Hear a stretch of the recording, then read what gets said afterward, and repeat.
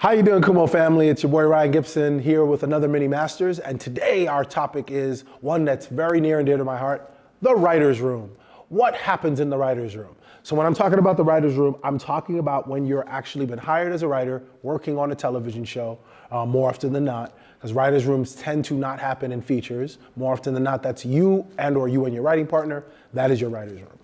But in a writer's room and for a film, for a television show, that's usually because you need different points of view, feedback, or there's a lot to do. You'll have like maybe right now the average for streamers are between 8 to 12 episodes per season, sometimes 6 depending on the streamer. So you might have a smaller room or you might have a slightly larger room. Most rooms are kind of hanging around in a neighborhood of about 8 people. 8 to 10 people, but usually a little bit less. It could be 6 to 8. And the whole point is, in the room, as a writer, your job is to support the overall vision of your showrunner. Who's the showrunner, you're asking? The showrunner is the person, often, is the person who created the show. Sometimes, though, they're not. Sometimes the person who created the show may have sold the rights to it, and so a production company will bring in someone else who they've worked with before to run the show, to ensure that the show stays on budget, stays on time, that things happen as they're supposed to. So in this case, let's assume that the showrunner is the creator of the show. So if your showrunner and creator are in the room, that's a great thing, because then they understand hopefully, where they wanted to take the show, what the vision of the show is, and you get to pick their brains. Your job as a writer in the room, no matter what level you are, from a staff writer all the way up, and I'll get into that as well.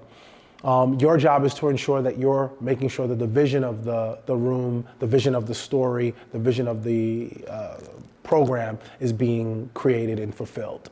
All right, so what is your job in the writer's room? More specifically, your job is to offer up thoughts, suggestions, notes, but even more specifically, your job is to listen. As a writer in the room, you have to be listening to everybody else and what they're offering up, because you want to make sure that you are present. People tend to get caught up in their heads and listening to the stories of the day, the week, the month, the year, whatever the drama of our life is. You got to find a way to push that stuff aside, because you'll miss out on maybe the guy over here, the girl over here, the showrunner. They might say something as they discuss how we're going to develop this story that will spark something genius in you, or it might just spark something in you that ends up sparking something in someone else. That's the power of the writer's room, is that you'll say something, it might be the exact same thing that's needed to take it to the next level, or you say something that is the next level. It just depends. Part of the writer's room, the strength of the writer's room is the rhythm. Being able to recognize that there is a rhythm in the space. Knowing that there are times when you just gotta sit there and go, they're having a moment right now, and that moment is amazing. Make sure those notes are being kept. You'll have a writer's assistant in the room, or if you're the writer assistant in the room. If you're the writer assistant in the room, make sure that what you're doing is making sure you're getting those good nuggets and notes down, so that that stuff will be teaching you. The whole thing about the room is that there's a flow and there's an energy.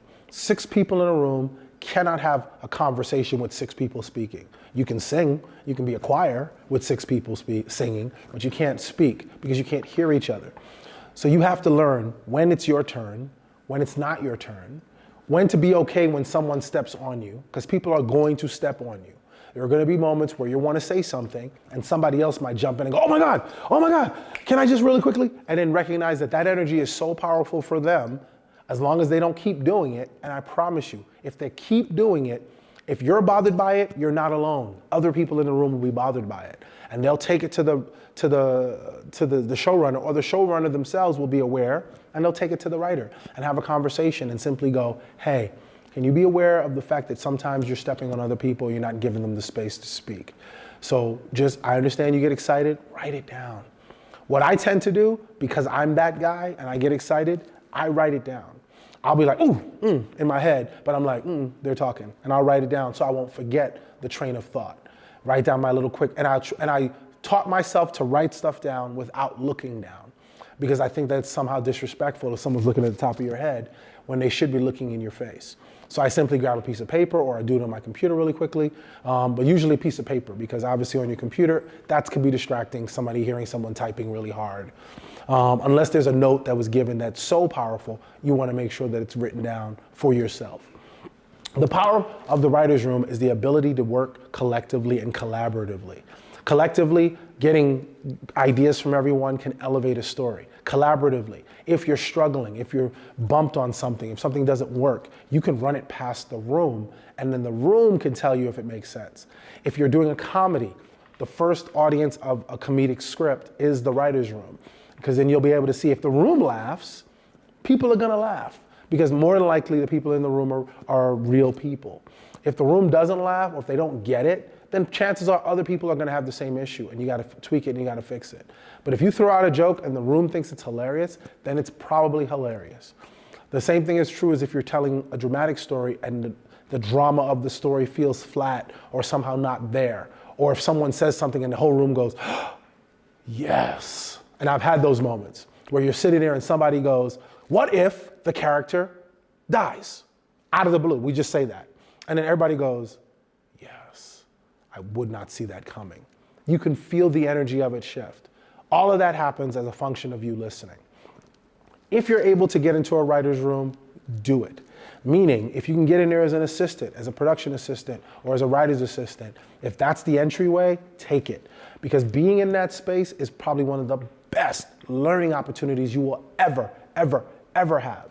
Because you're talking about learning about people dynamics, how to deal with varying people. You're talking about learning how to understand story development, story structure, treatments, outlining, breakdown, series overview.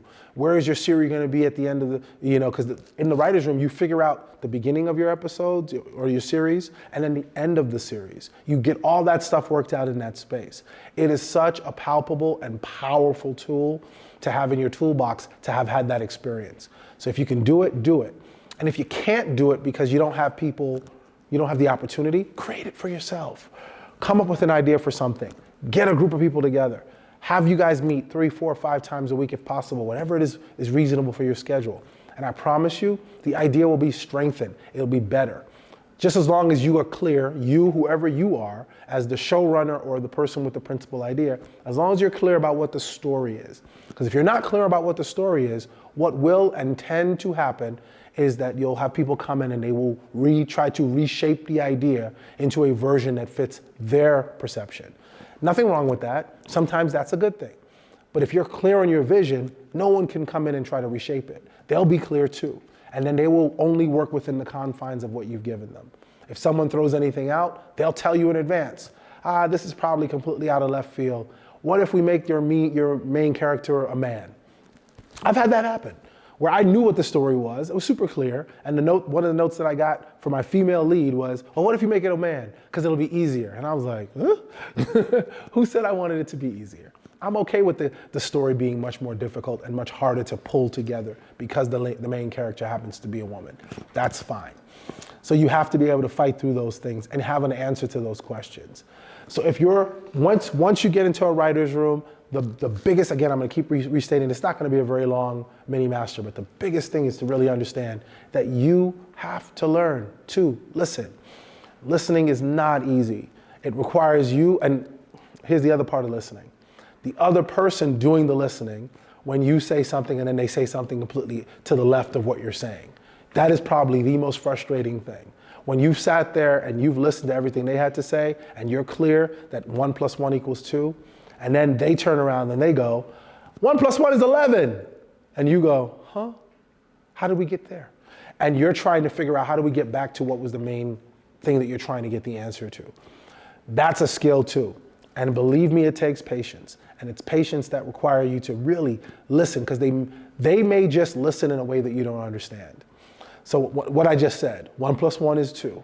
Yes, no one can argue that. Can we also agree that 1 + 1 or 1 and 1 is 2, but also 1 and 1 is 11.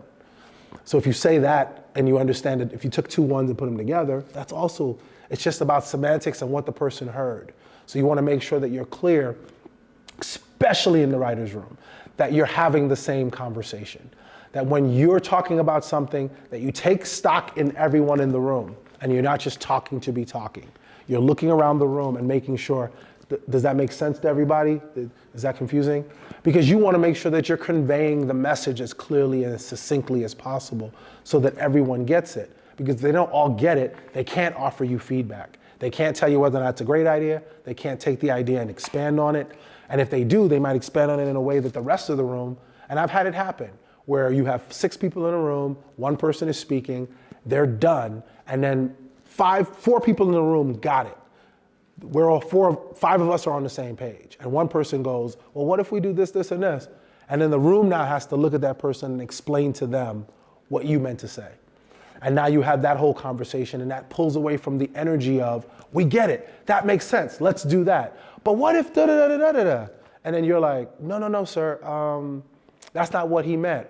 Or you simply go, that's not what I meant. Or someone tries to explain it for you. And sometimes you have to be okay with letting someone explain it for you. Because in that explanation, they might be able to say something that the other person can understand better. So the other thing about the writer's room is a great place for you to develop yourself, to be able to work on your own stuff, because it's a great place to steal. Thievery happens in the writer's room all the time. And this is the kind of thievery that you want. You want to be able to listen, learn, and pay attention to how someone maybe develops a character, how they bring a character into a scene, the way they turn a phrase, the way the character speaks, how they describe it. All these things that maybe you're struggling with, someone else might be really good at. And you take a little pieces of it and you add that into your writer's toolbox to make yourself better. This is why I say, even if you can't be in a writer's room where you're getting paid to do this, create one for yourself. Grab a bunch of your friends. Don't just sit around reading other people's stuff. Sit around and develop something. Develop a simple idea, a short film.